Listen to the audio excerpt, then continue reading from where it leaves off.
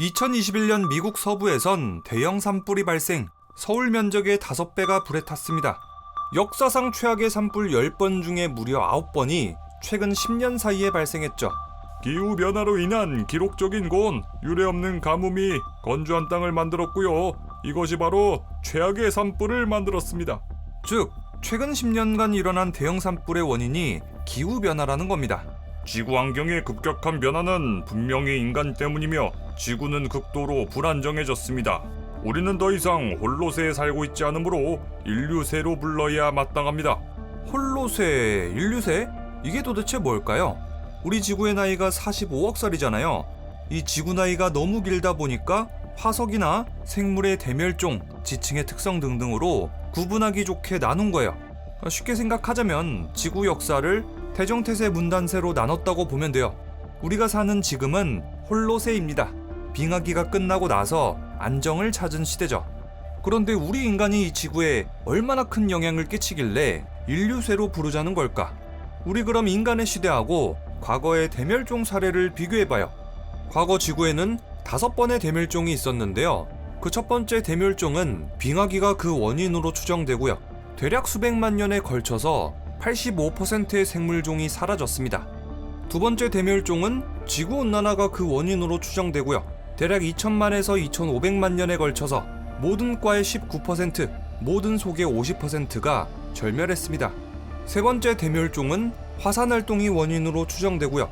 수백만 년에 걸쳐서 해양생물종의 96%, 육상척추동물의 70% 이상이 멸종, 최대 96%의 종이 멸종했습니다. 네 번째 대멸종 때는 화산 폭발과 지구온난화로 800만 년에 걸쳐서 육상생물종의 80%, 해양생물종의 30%가 멸종했습니다. 마지막에 5번째 대멸종 때는 소행성 충돌로 인해서 100만 년에서 250만 년 동안 육상생물종의 75%가 사라졌죠. 그렇다면 인간의 시대는 어떨까요? 인간은 산업혁명 직후 겨우 200년 만에 지구에 엄청난 영향을 주고 있어요. 먼저 인간의 활동으로 인한 탄소 배출로 지구 온도는 산업화 이전보다 1.09도 이상 올랐습니다. 북극의 빙하, 그린란드의 빙하도 사라지고 킬리만자로 산이나 알프스 산맥 같은 만년설이 녹고 산업혁명 이전보다 해수면은 20cm 이상 올랐습니다. 또 대형 산불이나 폭염, 폭설, 태풍, 가뭄, 홍수 등등 이상기후 현상의 발생 비율이 4.8배까지 올랐고요. 5년에 한 번씩 전염병이 대유행합니다. 작년 기준 이산화탄소 농도는 410ppm으로 역대 최고 농도를 기록했는데요. 이것은 최소 200만 년 안에 전례 없는 수치입니다. 브라질 아마존 숲은 지난 한 해 동안 1초당 18그루의 나무가 사라졌습니다. 아마존만 쳐도 지난해에만 시간당 1제곱킬로미터가 넘는 산림이 파괴된 거죠. 세계자연보존연맹에 따르면 2010년대에만 매년 46.7종이 멸종하고 있다고 합니다. 이것은 자연발생적인 멸종 속도보다 무려 467배나 빠른 속도라고 하죠. 식물들도 위험하다고 해요. 1950년 이후 571종의 식물이 멸종된 것으로 추정되고 있습니다.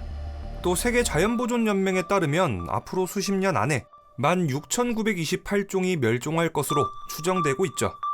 유엔이 지난 5월에 발표한 보고서는 훨씬 높은 수준의 경고를 하고 있습니다. 인간이 생물들을 보존하기 위해 필요한 행동을 취하지 않을 경우 약 100만 종의 동식물이 멸종 위기에 처할 겁니다. 자, 이렇게 우리 인간의 활동 때문에 수많은 동식물들이 이 지구에서 지워지고 있어요. 이게 겨우 200년 만에 벌어진 일인데 앞으로가 더 무섭죠? 이 지구에서 생물이 사라지는 속도는 인구 증가와 기술 발전 속도에 맞춰서 점점 더 빨라지고 있거든요. 단일종이 지구에 이렇게 큰 영향력을 끼친 사례는 역시 없습니다. 이 때문에 여러 학자들은 지금의 시대를 인류세로 이름 붙이는 게 이상하지 않다고들 하죠. 지금 윌라 오디오북 가입하시고 쿠폰 등록에 리뷰 영예를 치시면은 한 달 동안 무료에다가 3개월 동안 50% 할인을 받을 수 있습니다. 인류세를 표현하는 키워드는 총 3가지인데요. 그 중에 하나가 바로 닭뼈의 시대입니다. 아니 뭔 소리야. 이 지구는 분명히 인간이 지배하고 있잖아. 무슨 갑자기 닭뼈의 시대래? 현재 전 세계 인구수는 거의 80억 명에 육박합니다. 와, 그새 또 10억 명이 늘었네. 그렇다면 닭은 얼마나 많은 개체수가 이 지구에 살고 있을까요? 무려 230억 마리 이상이에요. 인간보다 훨씬 많죠? 사람 한 명에 닭 3마리, 1인 3닭이에요. 그런데 이건 사실 살아있는 닭을 기준으로 했을 때요. 1년에 죽는 닭의 수는 650억 마리 이상이에요. 정말 엄청난 숫자죠? 이 지구에 닭이 왜 이렇게 많고 또 많이 죽겠어요? 먹는 사람이 많으니까 그렇겠죠? 닭은 보통 5주에서 6주 정도 됐을 때 도축되기 때문에 인간하고 비교할 수 없을 정도로 많은 수가 매해 태어나고 죽는 겁니다. 또 닭은 일부 지역에서만 선호하는 음식이 아니에요. 이 세상에 치킨 싫어하는 사람은 거의 없고요. 소나 돼지를 먹지 말라는 종교는 있어도 닭을 금지하는 종교는 또 없어요. 그러다 보니까 닭사육은 전 세계적으로 이뤄지는 거고요. 지구 전역에서 닭뼈는 하루가 다르게 쌓이는 겁니다. 어쩌면 우리 인류가 멸망한 다음에 아주 오랜 시간이 지나서 외계인들이 지구를 조사하러 내려왔을 때는 야, 이 지구는 치킨들이 지배했던 행성이구나 라고 생각할지도 몰라요. 이렇게 전 세계에 퍼져서 우리가 먹고 있는 닭은 갈루스 도메스티쿠스라는 종입니다. 원래 이 녀석들은 야생닭인데요. 식용으로 가축화됐죠. 원래는 투개로 잡혔던 이 종은 인간에 의해서 그 특성이 변화했습니다. 1950년대 닭하고 지금의 닭뼈를 구별하면은 그 크기 차이가 상당한데요. 영국 레스터대 캐리 베넷 박사의 연구에 따르면 1950년대 닭보다 지금의 닭이 5배 빨리 성장한다고 합니다. 닭을 인위적으로 빨리 성장시켜서 빨리 잡아먹으려고 이 닭을 개량한 거죠. 이렇게 인간 때문에 인위적으로 바뀐 닭 230억 마리가 이 지구에 존재하는 겁니다. 자, 그런데 이 닭만 인위적으로 바뀐 게 아니겠죠? 우리는 소도 키우고요, 돼지도 키우고 반려동물 친구들도 키웁니다. 이 모든 가축들은 모조리 인간의 상황에 맞게 또 개개인의 성향에 맞게 키우기 좋게 변화했어요. 지구상의 동물 중 97%가량은 인간의 영향을 받았고요. 단 3%만이 야생동물이라고 합니다. 이 통계는 사실 조금 충격적이죠. 거의 모든 동물들이 우리 인간의 손에 의해 변화했다는 뜻이니까요. 우리 인간은 생물만 임의로 바꾼 게 아닙니다. 대기권, 수권, 빙하권 등등 다양한 분야의 환경도 변화시켰고 여전히 변하고 있죠. 자, 하나의 예로 대기권을 한번 보죠. 인도의 수도 뉴델리에선 디왈리라는 축제가 매년 행해집니다. 빛이 어둠을 이긴 것을 축하하는 이 힌두교 축제 때는 더 많은 빛을 밝히면 더 큰 행운이 찾아온다고 믿기 때문에 등불이나 초에 불을 켜고 정말 엄청난 양의 폭죽을 터뜨립니다. 진짜 아름답기로 유명한 축제인데 문제는 폭죽을 터뜨리고 나면 엄청난 수준의 대기 오염이 일어난다는 겁니다. 평소에도 인도 뉴델리의 공기는 안 좋은 편이라서 대기 오염 지수 AQI가 보통 200을 넘거든요. 우리나라 공기가 진짜 안 좋을 때가 150에서 200 사이라고 하니까 평소 뉴델리의 공기질이 얼마나 안 좋은지 감이 오시겠죠? 그런데 디왈리 축제 당일날에는 이 대기 오염 지수가 596까지 올라가고 다음 날까지는 400대를 유지한다고 해요. 일부 지역에서는 2000 이상도 나온다고 하죠. 인도의학연구위원회에 따르면 인도의 심각한 대기 오염으로 사망한 사람이 2019년에만 124만 명에 달한다고 발표했습니다. 이것은 인도 전체 사망자의 12.5%, 무려 8명 중 1명이 대기 오염 질환으로 목숨을 잃었다는 거죠. 또 인도의 가장 신성한 강, 어머니의 강으로 불리는 야무나 강에는 빙하가 흐릅니다. 에? 인도에 빙하가 있어? 아주 멀리서 보면은 강 위에 마치 얼음하고 눈이 내린 듯한 아주 신비하고 아름다운 모습이지만 사실 이것은 오염 때문에 생긴 거품입니다. 대량의 하수, 산업 폐기물이 강으로 흘러들어서 거품을 만든 거죠. 하지만 이런 곳에서 주민들은 몸을 담그며 종교의식을 치르고 있습니다. 자, 이렇게 여러가지 사례를 보시다시피 인간은 생물권을 넘어 자연환경도 변화시키고 있습니다. 인류세를 나타내는 두 번째 키워드는 플라스틱입니다. 사실 플라스틱이 처음 등장했을 때는 의도치 않게 야생동물을 구하게 됐습니다. 플라스틱의 등장 이전 당구공의 소재는 코끼리 상아였어요. 그런데 이때 당시 당구가 워낙 대유행하다 보니까 당연히 상아도 많이 필요하게 됐겠죠. 또 그 당시엔 당구공뿐만 아니라 피아노 건반, 빗, 인테리어용 등등 상아 수요가 너무 많아진 거예요. 이렇게 상하 수요를 공급이 못 따라가면서 상하의 가격은 엄청 올라갔겠죠. 이런 상황 때문에 당구공 제조업자들은 상하를 대신할 물질을 찾기 위해서 신문 광고를 냈습니다. 코끼리 상아를 대체할 수 있는 물질로 당구공을 만들어준다면 상금 1만 달러를 주겠어요. 이 광고를 본 웨슬리 하야트라는 화학자는 여러 연구 끝에 최초의 플라스틱을 만듭니다. 그리고 이 플라스틱은 상하의 대체제가 되면서 수많은 코끼리들은 목숨을 아끼게 됐죠. 그런데 이 코끼리 목숨을 구했던 플라스틱이 지금은 지구 환경을 오염시키고 있어요. 플라스틱은 값도 싸고요. 만들기도 정말 쉽고 내구성도 훌륭하죠. 그러다 보니까 플라스틱은 매년 엄청난 양이 만들어지는데 값이 워낙에 싸다 보니까 또 너무 쉽게 버려지고 또 내구성이 좋아도 너무 좋다 보니까 썩지를 않는다는 게 문제예요.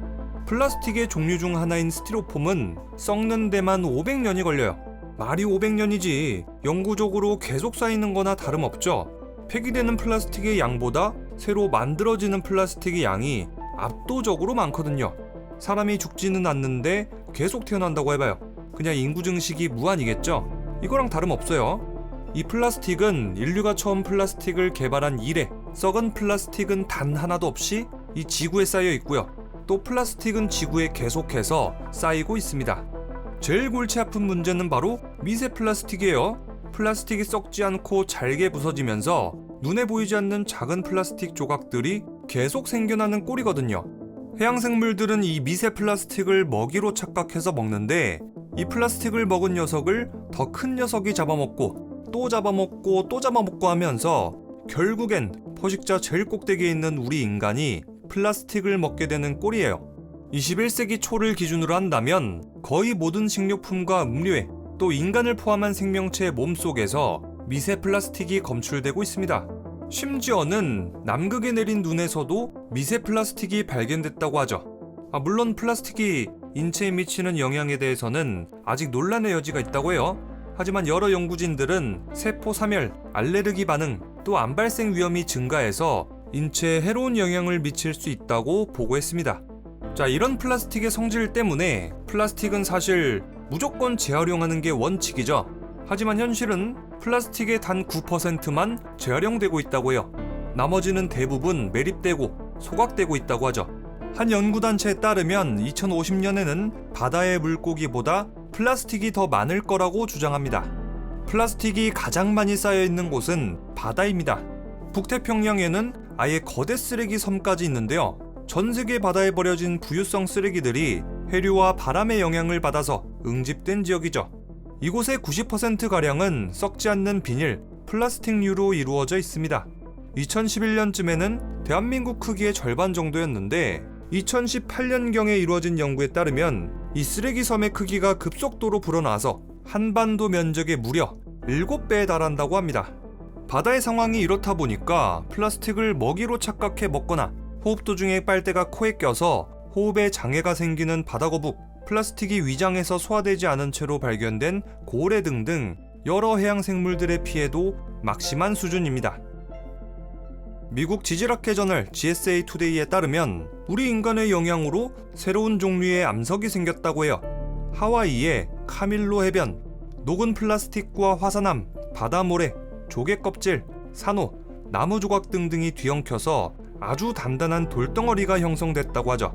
이 돌의 보존력은 수십만 년에 이를 것으로 추정되고 해저 바닥이나 퇴적물 등에서는 그 수명이 더 길어질 수도 있다고 해요. 이것은 인류새가 만들어낸 또 다른 풍경인 거죠. 아마 수십만 년이 흐른 뒤에는 이 돌멩이가 바로 인류새의 증거가 될 수도 있을 거예요. 인류새의 세 번째 키워드는 바로 인구 과잉입니다. 인구 과잉을 대표하는 공간은 바로 세계에서 인구 밀도가 가장 높은 섬 중 하나, 인도네시아의 붕인섬입니다. 붕인섬을 위에서 내려다보면 진짜 빽빽하죠? 아예 틈이 안 보여요. 보통은 이제 이 도시에도 나무나 공원이나 운동장 같은 게 있기 마련인데 바다 한가운데 떠있는 붕인섬에는 그 작은 공간조차 사치입니다. 이 붕인섬의 크기는 여의도의 30분의 1 남짓. 이 작은 섬의 인구는 무려 3,400명. 땅은 좁고 사람은 많다 보니까 이 섬의 휴식 공간이라고는 아예 만들 수가 없었다고 해요. 그나마 간척이라도 해서 이 정도라고 하죠. 와, 이런 데서 살면 진짜 숨 막힐 것 같아요. 이 섬에 살던 원주민 바자우족에 따르면요, 바다가 원래는 물반 고기반이었다고 해요. 그냥 작살 대충 내리꽂으면 물고기가 왕창 잡혔다고 하죠. 그런데 지금은 물고기를 아예 잡을 수 없다고 해요. 물고기를 잡으려면 이제 배 타고 아주 먼 바다까지 나가야 한다고 하죠. 이 섬이 너무 도시화되다 보니까 주변 해양 생태계까지 완전히 망가진 탓이겠죠. 붕인섬 내부도 오염됐다고 해요. 바깥 세상에서 온갖 비닐과 플라스틱, 쓰레기들이 들어오면서 붕인섬 내부에 쌓였다고 하죠. 붕인섬의 염소는 비닐을 먹고 병들었고, 바다에 떠다니는 쓰레기는 물고기 개체수를 급감시켰고요. 이렇게 아름답던 붕인섬은 이제 옛날의 모습을 잃어버렸습니다. 이 붕인섬은 아주 작은 섬에 불과하지만 이 섬의 모습은 지구의 축약분하고도 같아요. 깨끗했던 지구는 이제 우리 인간의 손에 의해 오염됐고 지금도 오염되고 있습니다. 자, 이렇게 지금까지 인류세의 3가지 키워드였습니다. 오늘의 영상은 윌라 오디오북에서 제공하는 강연 지구는 일회용품이 아닙니다를 바탕으로 제작됐습니다. 강연자 최평순 PD님은 EBS 다큐멘터리 인류세를 연출 2020년 방송통신위원회 방송대상을 수상했는데요. 최평순 PD님이 다큐와 책으로는 미처 전하지 못한 이야기를 이번 강연으로 풀어갑니다. 이 강연은 지금 바로 윌라 오디오북에서 무료로 들을 수 있는데요. 구글 플레이나 애플 스토어에서 윌라 오디오북을 검색하시고 다운받고 회원가입한 다음에 쿠폰 등록에 리뷰영의를 치시면은 윌라 오디오북이 한 달 동안 무료에다가 3개월 동안 50% 할인을 받을 수 있습니다. 여러분들이 원하는 그 어떤 분야의 도서든 윌라 오디오북으로 편하게 성우님들이 직접 들려주는 목소리로 들어보시길 바라고요. 그리고 얼마 전에 윌라 오디오북에서 윌라 클래스라는 강연 서비스를 새로 시작했습니다. 이 윌라 클래스에서는 대학 교수님들, 작가님들, 기업인 등등 정말 유명한 연사들의 강연을 무료로 들을 수 있고요. 또 여러가지 재테크 관련 강연도 엄청 많아요. 이 모든 강연들을 언제 어디서든 편하게 들을 수 있다는 게 진짜 개꿀이에요. 보통 운전할 때는 내 시간이 길거리에 낭비되는 기분이잖아요. 그런데 이런 강연 들으면서 운전하면은 이 운전하는 시간까지 진짜 알차게 보낼 수 있고요. 또 운동하면서 듣거나 설거지, 청소하면서 듣거나 하면은 와, 내가 시간을 진짜 효율적으로 쓰고 있구나 하는 생각이 절로 들면서 진짜 뿌듯해져요.